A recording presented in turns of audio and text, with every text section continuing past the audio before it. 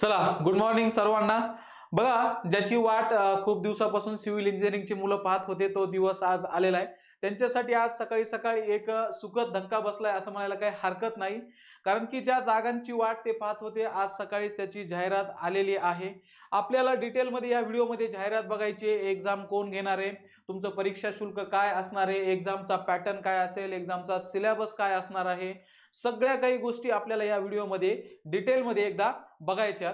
आता one by one बघा, मृदा व जलसंधारण विभाग जो आहे त्यामध्ये गट ब अराजपत्रित 670 जागांची त्यांनी जाहिरात इथं काढलेली आहे। आता बघा काय, ऑनलाईन पद्धतीने अर्ज सुरू होण्याचा दिनांक आहे 21/12/2023 पासून, म्हणजे 21 डिसेंबरला सुरू होतील फॉर्म भरायला आजपासून, ते शेवटची तारीख आहे 10 जानेवारी। ठीक आहे, म्हणजे आजपासून 21 डिसेंबर पासून ते 10 जानेवारी पर्यंत तुम्हाला फॉर्म भरण्यासाठी त्यांनी मुदत दिलेली आहे। तुम्हाला तुमचं जे काही हॉल तिकीट आहे हे 7 दिवस अगोदर त्या वेबसाईटवर तुम्हाला हे भेटून जाईल। एक्झाम कोण घेणार आहे, एक्झाम घेणार आहे टीसीएस। ठीक आहे, टीसीएस एक्झाम घेणार आहे। पुढे बघू आणखी त्यांनी काय काय दिले। हा इथं बघा, इथं दिले 670 पद, त्याचं व्यवस्थित विवरण त्यांनी दिलेलं आहे रिझर्वेशन नुसार। त्यांनी इथं वेतन श्रेणी दिली आहे, किती आहे 41,800 ते 1,32,300। बापरे, एवढा सारा पगार असणार आहे। पहा, सिव्हिल इंजिनिअरिंगच्या मुलांसाठी खूप सुवर्ण संधी आहे। 41,800 ते 1,32,300 एवढा पगार असणार आहे। आता इथं त्यांनी जागांचं विवरण दिलेले आहे। अनुसूचित जातीला दिलेले त्यांनी 85, अनुसूचित जमाती एसटी 56, विमुक्त जाती अ 17, ब 15, भटक्या जाती क 19, भटक्या जाती ड 13, विशेष मागास प्रवर्गाला 16, इतर मागास प्रवर्ग जे आहे त्यांना 129, ईडब्ल्यूएस वाल्यांना 67 आणि खुल्या प्रवर्गासाठी बघा सगळ्यात जास्त जागा इथं ओपन साठी आहेत, ओपन कॅटेगरीसाठी त्या आहेत 253। अशा टोटल किती आहेत, या 670 जागांची ही काय असणार आहे, जाहिरात असणार आहे। मग त्यांनी पुन्हा इथं समोर समांतर आरक्षणाचा तपशील डिटेलमध्ये दिलेला आहे, तो तुम्ही एकदा व्यवस्थित जाहिरातीमध्ये पाहून घ्या। खाली त्यांनी एक काय नमूद केलंय की बघा, वरील तक्त्यामध्ये नमूद केलेल्या 670 पदापैकी 1% म्हणजे एकूण 7 पदे हे अनाथ प्रवर्गासाठी आहेत, तसेच 4% म्हणजे एकूण 27 पदे हे दिव्यांग प्रवर्गाची आहेत।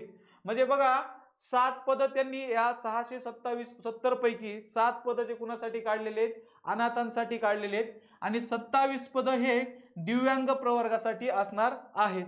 मग खाली त्यांनी निकष दिलेले बाबा, दिव्यांगाचं काय क्रायटेरिया आहे, त्याला कसं पात्र करता येईल, अपात्र करता येईल, ह्या सगळ्या गोष्टी आहेत।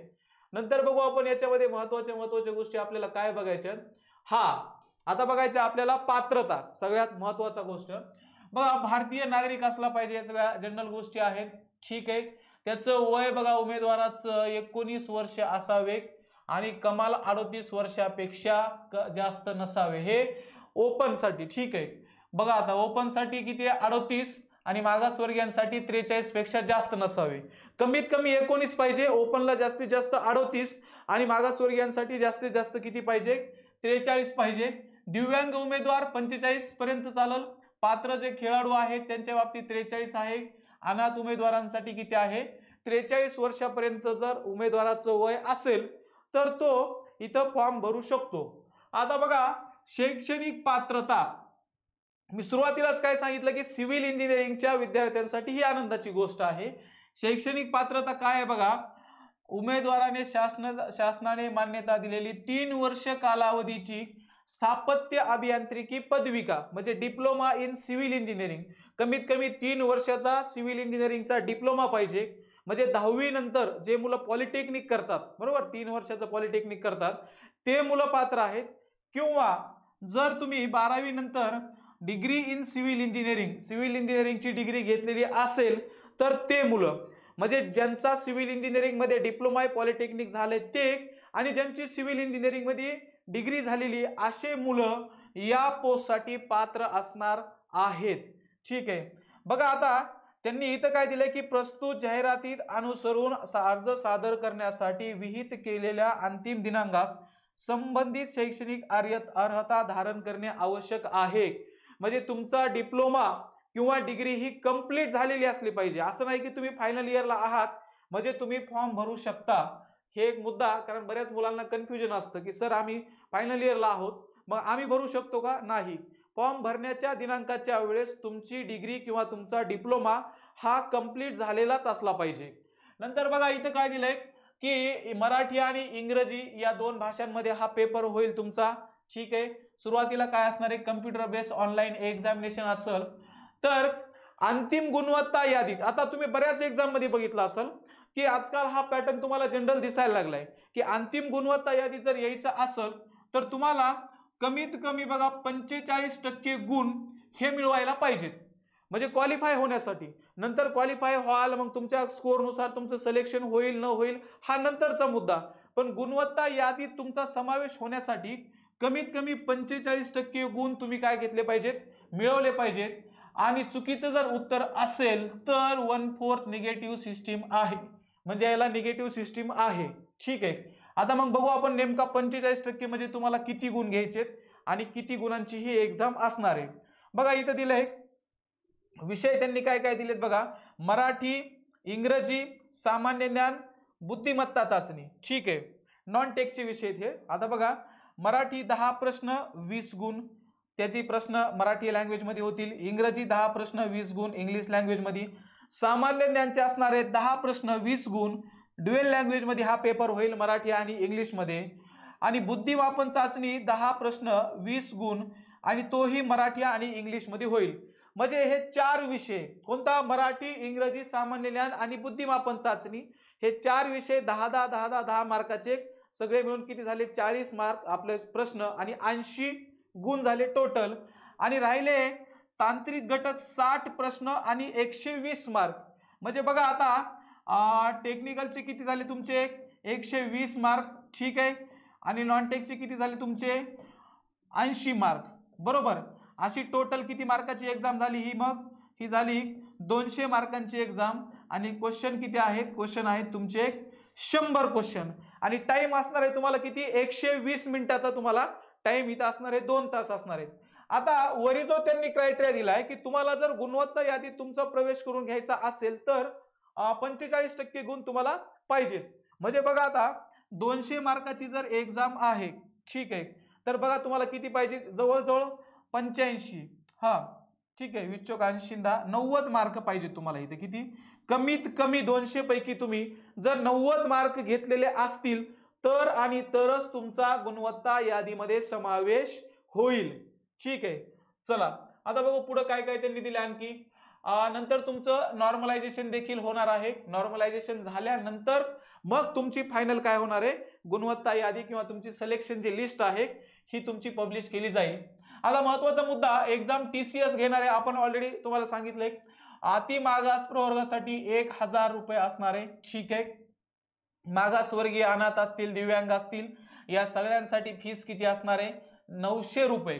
म्हणजे बघा ते सेम पॅटर्न असतो, जनरल साठी 1000 आणि कॅटेगरीसाठी किती असणार आहे तुमचा 900 रुपये. हे असणार आहे तुमचं परीक्षेचं शुल्क. मग उपरोक्त परीक्षा शुल्काव्यतिरिक्त बँक चार्जेस तसेच त्यावरील देय अतिरिक्त असतील.